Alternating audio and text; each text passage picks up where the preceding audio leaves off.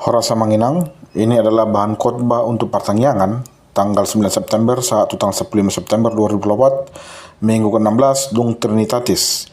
Tema, Aidengando uhum ni Jehovah Tuho, atau Tuhan telah berbuat baik kepadamu. Nats khotbah kita diambil dari kitab Lukas, bab yang ke-9, ayat yang ke-22 sampai ke-27. Berikutlah penjelasan nats khotbah kita. Dalam nats ini, Yesus bercerita tentang apa yang akan dialami di masa depan, bahwa anak manusia harus menderita dan mati. Pemberitaan akan penderitaan ini baru ia sampaikan kepada murid-murid setelah sebelumnya Simon Petrus mengakuinya sebagai seorang manusia. Sepertinya Yesus menunggu waktu yang tepat untuk memberitakan apa yang akan terjadi kepadanya. Dia baru akan menyampaikan ini ketika para murid-muridnya telah paham dan mengerti tentang siapa dia sebenarnya dan apa tujuannya datang ke dunia. Pemberitaan tentang penderitaan Yesus ini sebenarnya sangat sulit untuk diterima oleh Simon Petrus dan murid-murid lainnya. Mengapa? Karena mereka tahu bahwa Yesus adalah Mesias, dan di kepala mereka, Mesias itu adalah orang yang akan membawa pemulihan kepada bangsa Israel. Mesias akan memimpin perperangan dan memerdekakan Israel dari cengkraman penjajahan bangsa Romawi, serta membawa Israel menuju masa keemasan seperti masa-masa pemerintahan Raja Daud. Mesias yang menderita sama sekali tidak masuk akal bagi mereka, apalagi kalau Mesias itu harus sampai mati.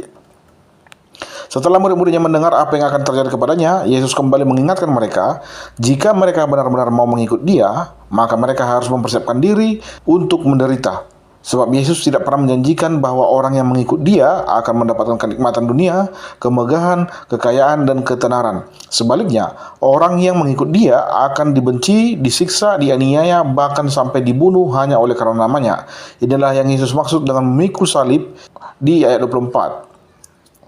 Yesus tidak pernah melarang siapa saja untuk mengikutnya.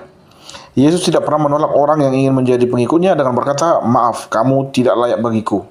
Tetapi sebaliknya dia mengatakan, jika engkau mau mengikut aku, engkau harus memikul salibmu. Artinya ia mengingatkan dua hal ini dari kita. Yang pertama, kita harus menyangkal diri kita. Menyangkal diri di sini maksudnya berhenti untuk mengikuti keinginan daging dan kemauan kita sendiri. Lalu mulai belajar untuk melakukan dan menjalankan semua perintah Yesus. Yesuslah yang berkuasa atas diri kita. Bukan kehendak kita lagi yang kita lakukan, melainkan kehendak dan kemauan Yesus.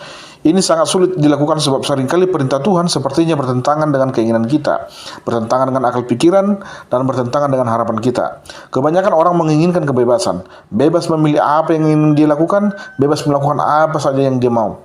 Tanpa kita sadari, menuruti keinginan-keinginan daging atau kenikmatan dunia seperti ini hanya akan membawa kita semakin jauh dari Allah. Sebab dunia ini sedang lenyap dengan keinginannya, tetapi orang-orang yang melakukan kehendak Allah tetap hidup selama-lamanya. 1 Yohanes 2 ayat 17. Yang kedua, kita harus memikul salib setiap hari. Menurut hukum orang Romawi, jika seorang divonis hukum mati, maka di pengadilan telah disediakan salib untuk dibawa ke tempat penyaliban. Dan orang yang terpidana itulah yang akan memikulnya ke tempat penyaliban. Memikul salib adalah pekerjaan yang sangat menyakitkan. Oleh karena itu, memikul salib artinya siap sedia menanggung penderitaan dan penyiksaan oleh karena melakukan kehendak dan keinginan Allah. Matius 10 ayat 22 berkata, "Dan kamu akan dibenci semua orang oleh karena namaku, tetapi orang yang bertahan sampai kesudahannya akan selamat." Yesus menjanjikan ada keselamatan yang akan kita dapatkan jika kita bertekun dan setia dalam iman kita. Keselamatan seperti apa? Yang pertama, mengikut Yesus artinya menyelamatkan nyawa kita. Hanya ada satu yang pasti di kehidupan semua orang, kematian. Setiap orang akan mati, tapi orang yang bertekun dalam iman dan bersabar dalam setiap pencobaan, ia akan beroleh kehidupannya. Nyawa manusia ada di tangan Tuhan. Ialah yang berkuasa mengambil napas kehidupan dari manusia. Dia juga berkuasa memberikannya kembali. Yesus telah membuktikan bahwa Ia adalah sumber kehidupan. Yesus telah membuktikan sendiri dengan menghidupkan kembali orang mati. Oleh sebab itu, barang siapa tetap setia mengikut Yesus, ia akan hidup sekalipun dia telah mati. Yang kedua, mengikut Yesus artinya menerima kemuliaan dan hidup yang kekal. Yesus adalah pemilik kemuliaan dan hidup yang kekal. Oleh sebab itu, barang siapa mau mengikut Yesus, maka ia akan berada bersama-sama dengan Yesus di kemuliaan. Bila Yesus telah menyertai kita di kehidupan yang sekarang, maka ia pun akan menyertai kita di kehidupan yang akan datang, yang kekal dan tidak berkesudahan. Pesan-pesan yang ingin disampaikan oleh nats ini kepada kita. Yang pertama, menjadi pengikut Yesus bukan hanya sekedar berjalan di belakangnya, tetapi kita juga harus bisa mencontoh teladan hidup yang diperlihatkannya.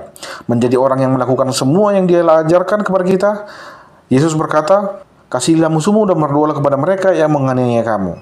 Yesus telah membuktikan ucapan ini. Ketika paku-paku mulai ditancapkan di tangannya, Yesus berkata kepada Bapaknya, "Ya Bapa, ampunilah mereka sebab mereka tidak tahu apa yang mereka perbuat." Yesus memohon pengampunan kepada orang yang telah menganiaya dia. Dia mendoakan semua orang. Para sarjana Romawi yang menangkapnya, Pontius Pilatus yang menjatuhkan hukuman kepadanya, para ahli Taurat yang telah menyalahgunakan hukum Tuhan untuk membunuhnya. Bahkan dia juga mendoakan Simon Petrus dan Yudas Iskariot yang telah mengkhianati dia. Inilah yang Yesus minta untuk kita tiru.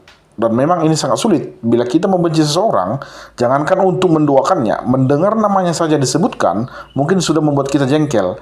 Tapi inilah perintah baru yang akan disampaikan Yesus kepada kita sebelum dia naik ke surga. Yohanes 13 ayat 34. "Aku memberi perintah baru kepada kamu, yaitu supaya kamu saling mengasihi, sama seperti aku telah mengasihi kamu, demikian pula kamu harus saling mengasihi." Adalah omong kosong kalau kita berkata kita mengasihi Tuhan, tetapi kita membenci saudara-saudara kita. 1 Yohanes 4 ayat 20 berkata, "Jikalau seseorang berkata aku mengasihi Allah dan dia membenci saudaranya, maka ia adalah pendusta. Karena barang siapa tidak mengasihi saudaranya yang dilihatnya, tidak mungkin dia mengasihi Allah yang tidak dilihatnya." Dengan mengasihi saudara-saudara kita, inilah bukti bahwa kita mengasihi Tuhan. Mengasihi sesama manusia memang sangat sulit. Tetapi ini bisa dilakukan sebab Yesus sudah lebih dahulu membuktikannya. Inilah yang dimaksud dengan tema khotbah kita untuk minggu ini, Aidengando uhum ni Jehovah Tuho. Tuhan telah berbuat baik kepadamu dan kepada kita semua. Sekarang giliran kita untuk membalas perbuatan baik itu kepadanya dengan saling mengasihi satu sama lain. Amin.